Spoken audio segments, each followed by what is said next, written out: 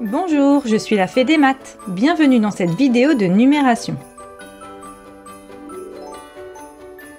Ensemble, nous allons apprendre à passer des fractions décimales aux nombres décimaux.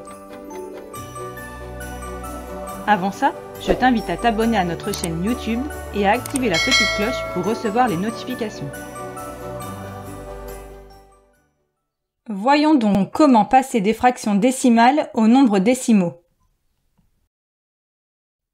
Petit rappel des deux types de fractions. Il y a les fractions décimales. Ce sont les fractions avec 1, 10, 100, 1000, etc. en dénominateur. Et les fractions simples, avec n'importe quel autre nombre en dénominateur. Tu peux revenir à la leçon sur lire, écrire et représenter les fractions si besoin en suivant le lien de la vidéo. Pour passer aux nombres décimaux, ce sont les fractions décimales qui vont nous être utiles.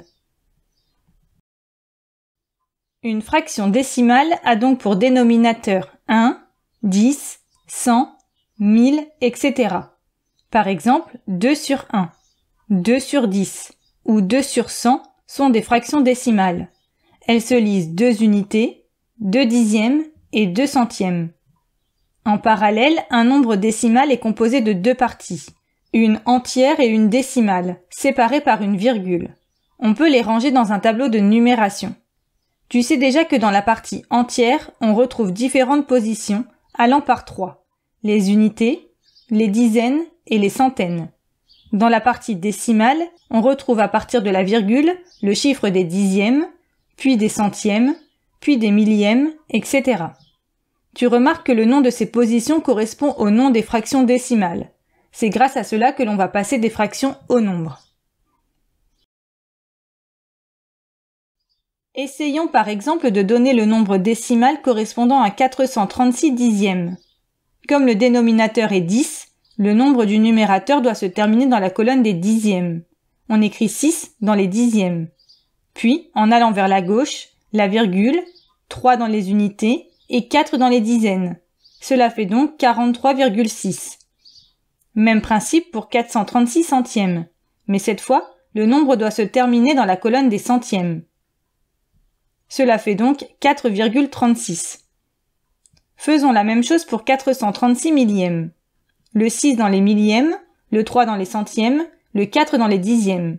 Attention, ici le nombre n'est pas assez long pour atteindre la partie entière. Il faut au moins un chiffre avant la virgule pour pouvoir le lire.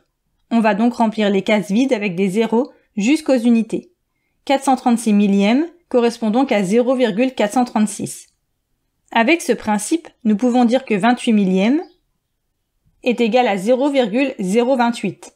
On a complété les cases vides des unités et des dixièmes avec des zéros. De plus, il est très important de lire tous les zéros de ces cases vides à l'oral.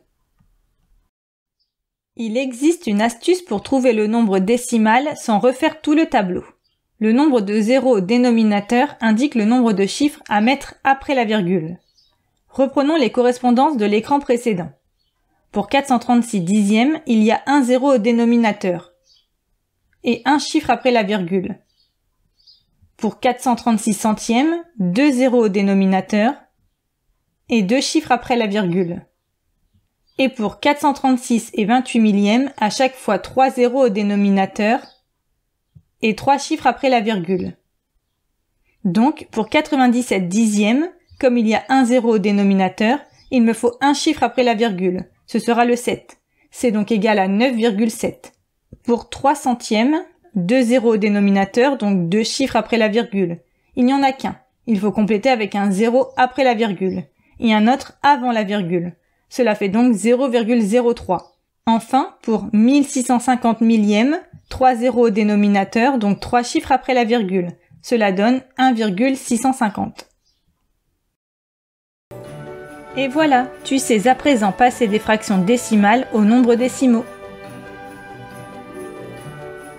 Pour t'entraîner davantage ou approfondir la notion, rendez-vous sur le site passeeducation.fr.